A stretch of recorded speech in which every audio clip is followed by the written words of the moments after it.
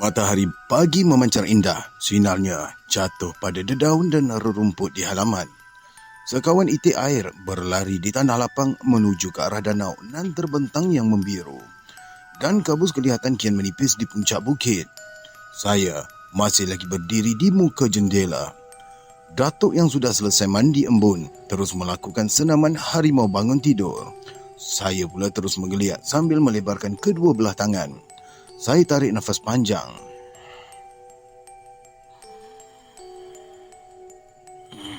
Angin pagi yang menyentuh kulit tubuh membuatkan saya terasa seram dan sejuk. Datuk terus bersenam. Dari arah dapur saya terdengar batuk Malik Cina. Sesekali terdengar suara isterinya merungutkan sesuatu.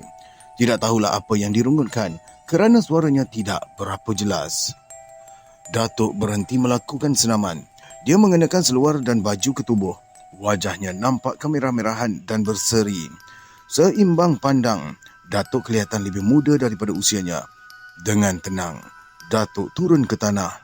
Dia berdiri sejenak di kaki tangga. Macam ada sesuatu yang ganjil yang saya rasakan pada pagi itu. Selalunya Datuk akan mengajak saya turun atau memberitahu sesuatu yang akan dilakukannya. Tetapi kenapa perkara seperti itu tidak Datuk lakukan pada pagi ini? Timbul pertanyaan dalam hati saya.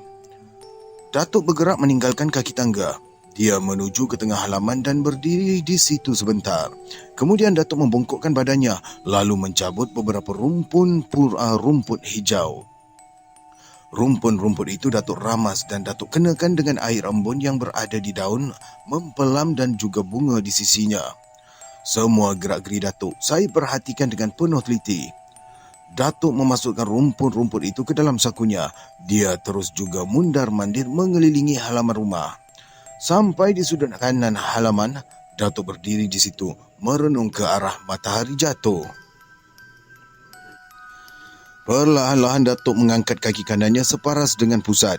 Badannya dipusingkan lebih dari 10 kaki. Saya kagum. Kenapa disebut 10 kaki? Patut kalau badannya dipusingkan lebih dari 10 kali. Logik lah kan. Tak apalah, kita teruskan. Saya kagum kerana Datuk mengimbangi badannya dengan sebelah kaki. Saya kira apa yang Datuk lakukan itu adalah satu senaman untuk menegangkan kulit tubuh. Senaman seperti itu amat jarang sekali dilakukan oleh Datuk. Dalam sebulan, dia cuma melakukan 2 atau 3 kali sahaja di tempat yang berlainan. Kadang-kadang apa yang Datuk lakukan memang melucukan dan boleh menjadi bahan ketawa atau dianggap sebagai kerja orang yang tidak siuman, terutamanya pada orang yang tidak mengenali diri Datuk. Saya membiarkan wajah disentuh oleh sinar matahari yang ramah. Dalam saat-saat demikian, saya semacam terlihatkan satu lintasan bayangan di halaman. Bentuknya kurang jelas dan sukar untuk digambarkan. Saya jadi tak tentu arah. Macam-macam perasaan timbul dalam hati.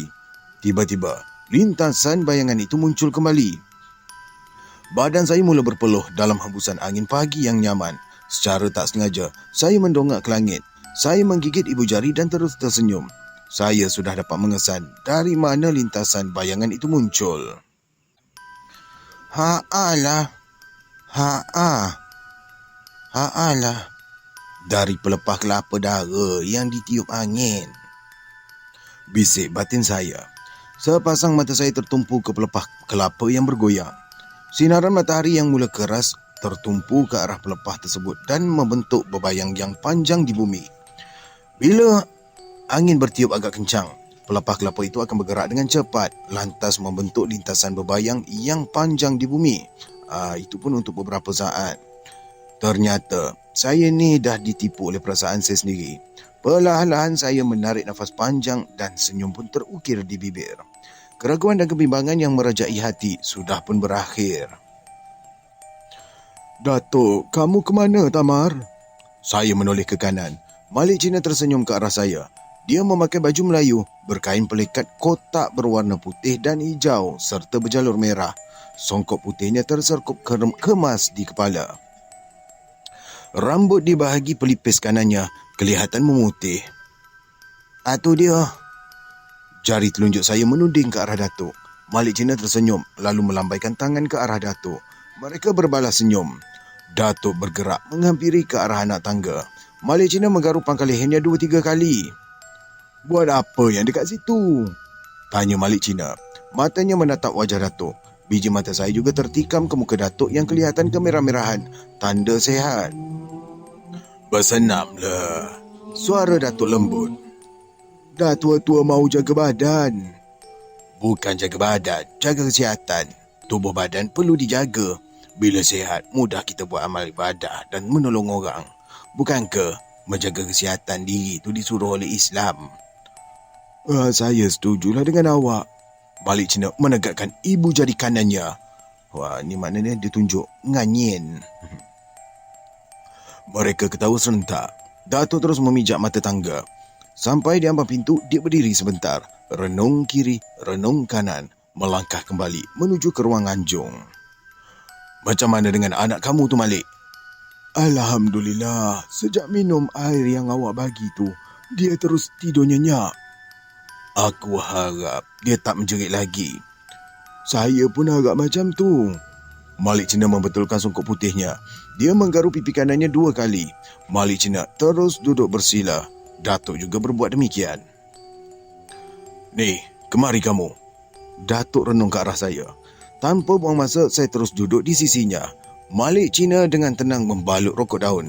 Isterinya pula datang lalu menghidangkan kuih dan 1 teko air kopi beserta dengan beberapa cawan. "Cuma ni saja yang ada, kuih jemput." Malik Cina terus menuangkan air kopi ke dalam cawan. Asap nipis berlegar-legar di permukaan cawan. Isteri Malik Cina meninggalkan kami. "Ini pun dah cukup baik ni," kata Datuk sambil mengenakan telapak tangan kanannya dengan asap nipis yang bermain di permukaan cawan. Perbuatan itu segera disedari oleh Malik Cina. Air mukanya nampak berubah.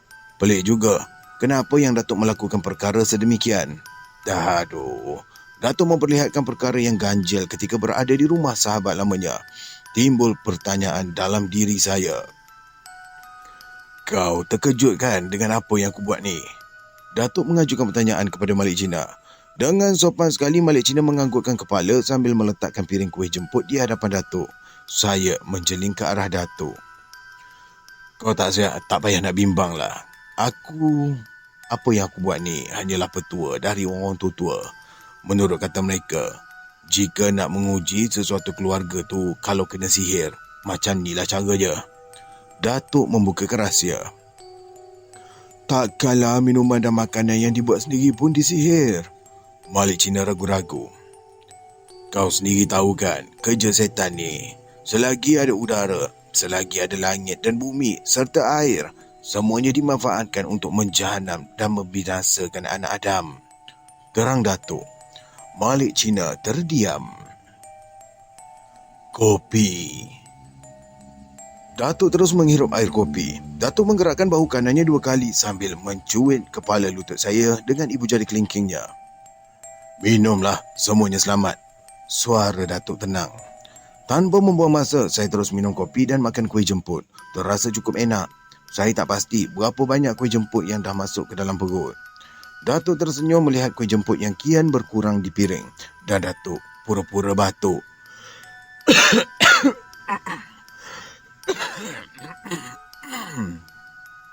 Mengingatkan saya supaya jangan lahap sangat makan. Tetapi Malik Cina terus menyuruh saya makan kuih jemput. Katanya, di dapur masih ada lagi kuih jemput yang panas dan baru. Mendadak saja Datuk bersuara demikian. Tangkai cawan terpisah dari badan. Piring kuih jemput terus menjadi retak 1000. Serentak dengan itu juga, terdengar suara jeritan anak Malik Cina. Keras dan nyaring sekali. Datuk terus bangun. Cawan, teko dan piring di hadapan terus ditendang. Semuanya hancur berkecai.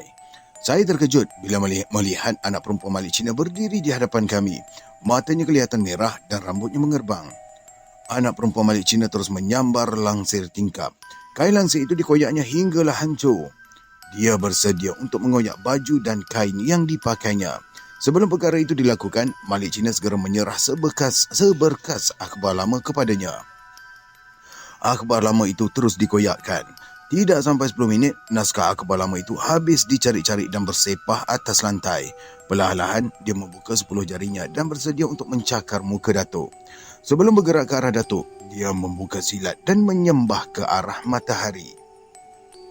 Melihat keadaan yang agak cemas itu, saya terus melompat ke tanah untuk menyelamatkan diri. Saya mula menggigil ketakutan. Sesungguhnya, saya sendiri tak sedar macam mana saya boleh terjun daripada rumah yang mempunyai 7 anak tangga.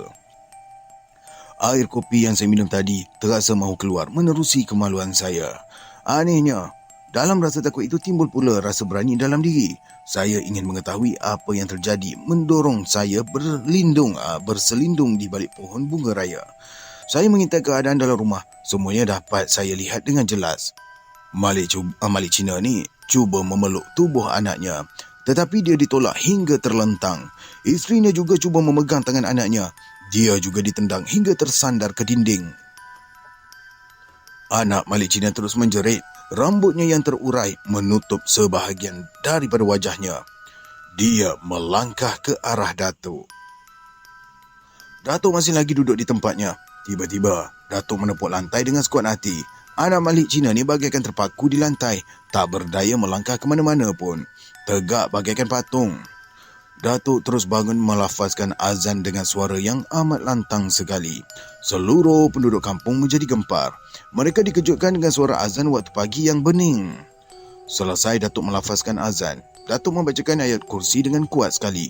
Belum pernah Datuk membaca ayatul kursi selantang itu. Bila pembacaan ayat kursi itu berakhir, anak perempuan Malik Cina jatuh berdentum di lantai, terkapar bagaikan mayat. "Jangan kau sentuh tubuhnya," suara Datuk meninggi. Isteri Malik Cina tidak jadi menyentuh tubuh anaknya. Dari kerutan wajahnya, ternyata perempuan yang berusia hampir 50 tahun itu kurang senang dengan perintah Datuk. Perempuan itu terus dipeluk, rasa resah dan gelisah. Sesekali dia meraba kelopak matanya yang terasa berair. Hatinya terasa amat sayu. Ibu mana yang tidak sayangkan anak, lebih-lebih lagi melihat keadaan anak yang terlantar dengan keadaan pakaian yang tidak senonoh. "Boleh tak saya selimutkan tubuhnya dengan kain? Saya malu kalau ada orang yang datang dan nampak anak saya dalam keadaan macam ni," rayu Malik Cina. Jangan disentuh dan jangan rapat dengannya." "Habis awak mahu seksa anak saya macam ni ke?" jerit isteri Malik Cina. "Kalau awak mahu saya selesaikan semuanya, ikut saja cakap saya. Kalau awak tak setuju, saya tak marah." Datuk renung muka Malik Cina. Sepi. Suasana dalam ruang rumah tu menyepi. Deru angin yang melanggar dedaun dan ranting jelas kedengaran. Malik Cina dan isterinya saling berpandangan. Datuk terus meraba-raba pangkal telinganya macam ada sesuatu yang didengari. "Kami mahu awak meneruskan hingga berjaya." Malik Cina membuat keputusan. Isterinya terus membatu. Biji matanya terus menjilat batang tubuh anaknya yang terkapar. Dalam keadaan dalam rumah yang sudah tenteram, saya keluar dari tempat persembunyian, naik ke rumah dan duduk dekat dengan Datuk. "Kamu ke mana tadi, Tamar?" "Saya lari, saya takut." "Memanglah, kamu ni pengecut," suara Datuk serak. Dia telan air liur. Saya tersengih. Tebal rasa kulit muka bila disoal begitu di hadapan Malik Cina dan isterinya. Bagi menutup rasa malu itu, saya cuba tersenyum pada Malik Cina. Malangnya, senyuman yang saya berikan tidak dibalas. "Kali ni, kamu jangan nak lari mana-mana. Walau apa pun yang terjadi, kau duduk je kat situ. Hadap je semua yang datang." Datuk mengeluarkan perintah. Wajahnya nampak serius. Sepasang tangannya terus memeluk tubuhnya kejap-kejap.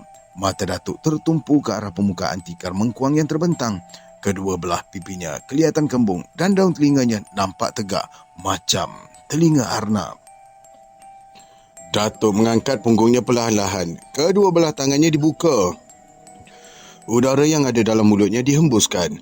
Kedua belah pipinya yang kembung itu terus menjadi kempis.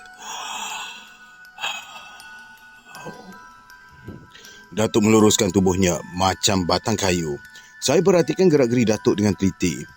Di luar rumah, sinar matahari kian garang. Beberapa orang kampung yang terdengar jeritan anak Malik Cina segera menghampiri rumah.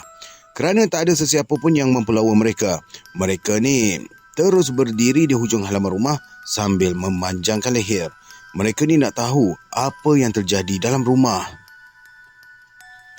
Rupanya, kedatangan orang-orang kampung tu tak menyenangkan hati Malik Cina. Dia minta kebenaran pada Datuk untuk menutupkan pintu dan tingkap. Permintaannya tak diperkenankan oleh Datuk.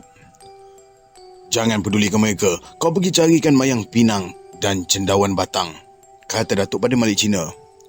"Kamu pula carikan aku kain putih dan bunga cengkeh." Datuk renung muka isteri Malik Cina.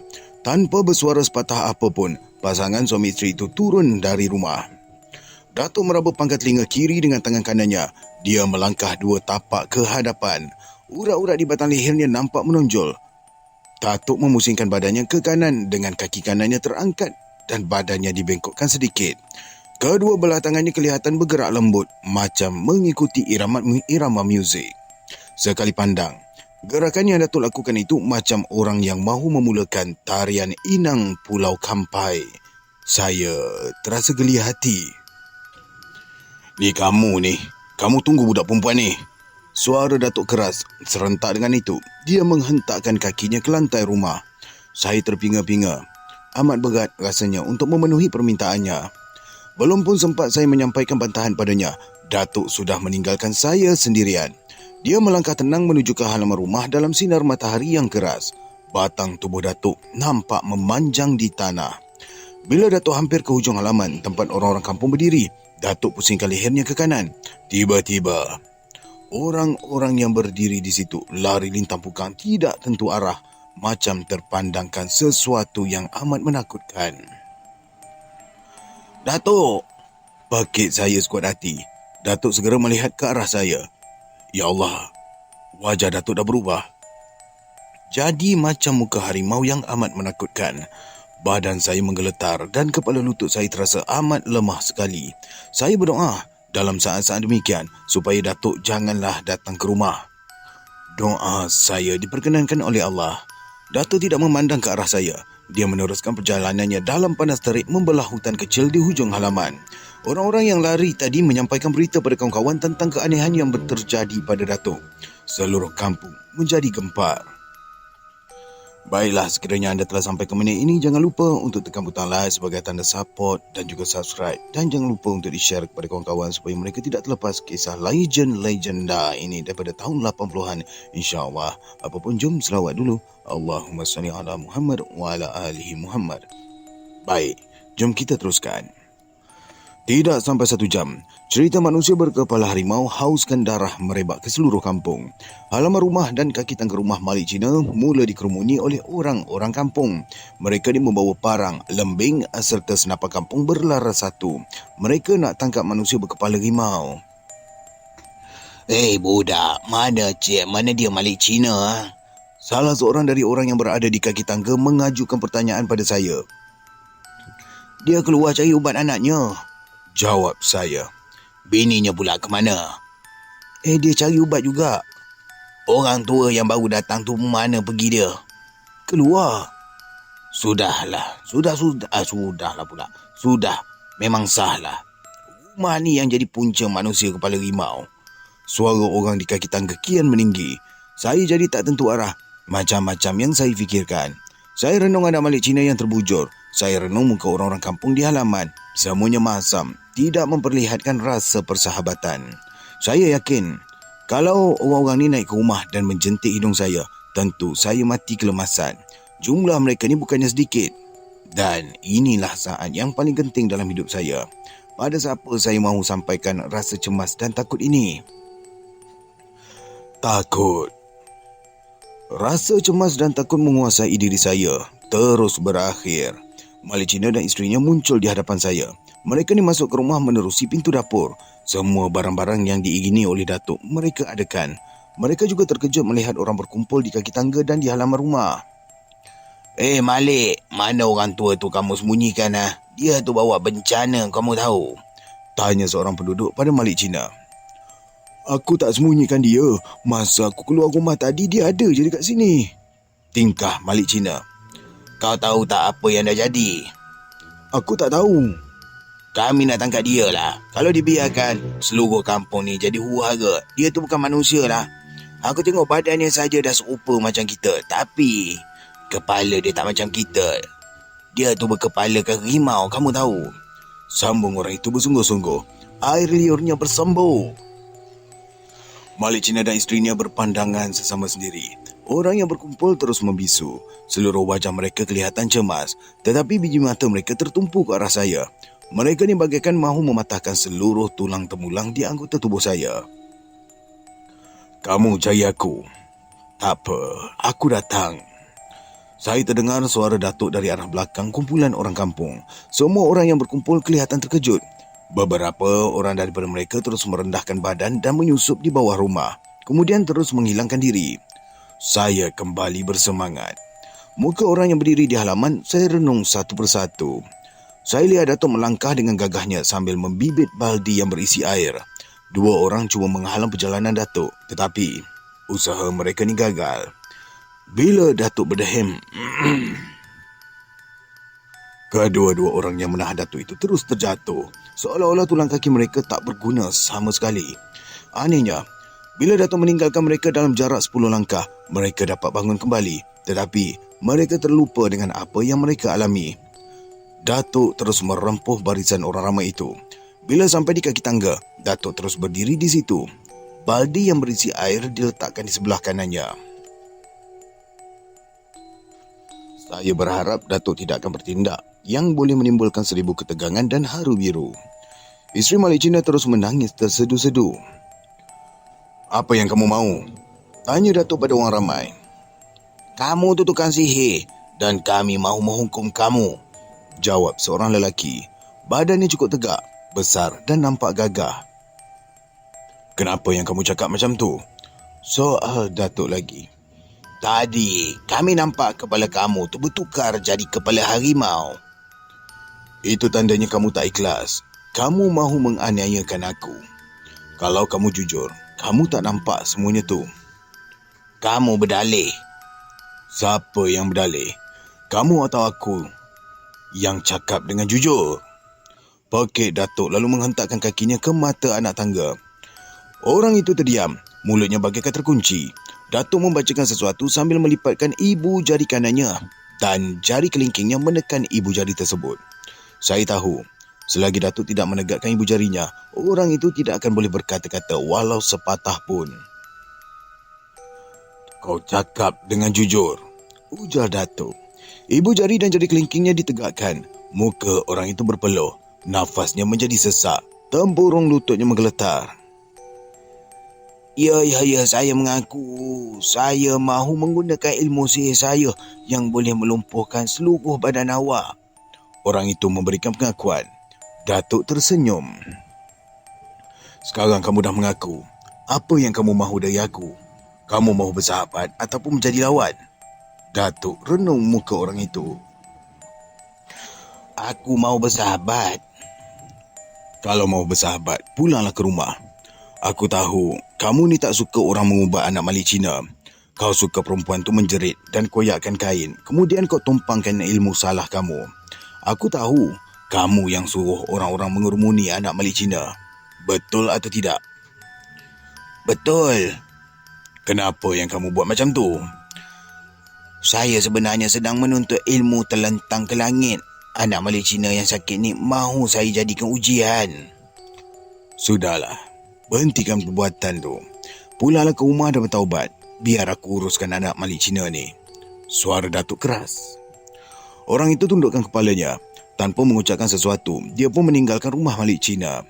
Kawan-kawannya yang lain menuruti jejak langkahnya. Datuk menyerok langkah mereka hingga keluar dari kawasan halaman rumah Malik Cina. Datuk terus duduk dekat dengan anak Malik Cina itu. Dia minta barang yang dipesan dari Malik Cina dan isterinya. Semua barang-barang itu dimasukkan ke dalam baldi yang berisi air, kecuali kain putih. Ikatkan kain putih itu pada buku lali anak kamu, kata Datuk pada isteri Malik Cina. Perintah itu segera dipatuhi. Ini usaha terakhir. Aku hanya menjalankan ikhtiar. Allah yang akan menentukan untuk menyembuhkan penyakit ataupun sebaliknya. Cara ini tak sesuai dengan perubatan moden, tetapi inilah ikhtiar yang terdaya aku lakukan. Sambung lagi Datuk dengan tenang. Datuk tarik baldi ke hadapannya. Dia memperkemaskan silanya. Kedua belah lengan bajunya dilipat separas dengan siku. Datuk terus membaca Al-Fatihah 1000 kali. Bila sudah selesai, Datuk berdiri di muka pintu. Datuk melihat matahari yang memancar garang dengan wajah yang tenang dan penuh keyakinan. Mulutnya tetap bergerak. Entah apa yang dibacanya, saya sendiri pun tak tahu. Sekarang usung anak kamu tu ke tengah halaman rumah. Biarkan saja dia dekat situ.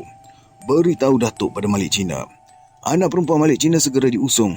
Saya hanya memegang bahagian buah betis dengan perasaan yang bimbang. Saya takut ketika dia usung nanti, anak perempuan Malik Cina tersedar dari pingsan dan terus menendang saya. Syukur sangatlah.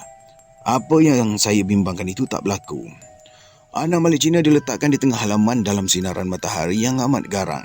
Datuk terus membibit baldi ke halaman rumah. Tanpa menegur Malik Cina dan saya, Datuk terus menjeruskan air dalam baldi ke tubuh anak Malik Cina itu. Anak Malik Cina tersedar dari pingsan. Saya merasa terkejut. Air yang membasahi tubuhnya kering dengan serta-merta. Kain dan baju terus kering. Pergi ambil kain. Balutkan tubuhnya. Dia sejuk tu. Datuk menunjukkan kata-kata itu kepada isteri Malik Cina. Isterinya masuk ke rumah dan keluar dengan sehelai batik Jawa. Tubuh anaknya segera dibalutkan dengan kain tersebut. Bangun nak, bangun, kata Datuk. Anak Malik Cina terus bangun. Dia duduk mencangkung. Matanya merenung ke arah Datuk. Cahaya matanya cukup lembut. Kenapa dengan saya ni? Tanyanya tersipu-sipu. Kau tak apa-apa. Baliklah ke rumah. Ya, saya nak balik. Mandi. Anak Malik Cina terus menuju ke rumah. Kami mengekorinya dengan hati-hati. Sampai di rumah, anak Malik Cina terus mandi kerana keadaannya yang agak lemah. Datuk menyuruh isteri Malik Cina mendampinginya. Anak Malik Cina terus menghias diri, sikat rambut dengan rapi serta menaruh bedak ke pipi. Dia mula menyebut nama suaminya berkali-kali. Kamu layan saja kainahnya, jangan dimarah. Sebaiknya kau beri saja hatinya gembira hinggakan dia percaya pada diri sendiri. Dalam tempoh 2-3 hari ini, dia akan menghadapi tekanan perasaan yang hebat. Susah untuknya membuang kebiasaan yang dialaminya masa dia sakit dulu. Datuk mengingatkan Malik Cina. Malik Cina menganggukkan kepala. Aku terpaksa duduk di rumah kamu ni 2 hari lagi. Bila anak kamu dah sihat dan pulih, aku pergi. Datuk renung muka Malik Cina. Itulah yang aku harapkan. Malik Cina keriangan. Tetapi saya kurang senang mendengar kata Datuk itu. Duduk di rumah memang membosankan. Namun apakan daya, kata-kata Datuk itu tidak boleh dibantah. Selama 3 hari berikutnya, Datuk terus berikhtiar memulihkan sisa sakit yang dideritai oleh anak Malik Cina. Setiap pagi dan petang, anak Malik Cina ni disuruh minum segelas air sejuk yang sudah dibacakan dengan bismillah 100 kali.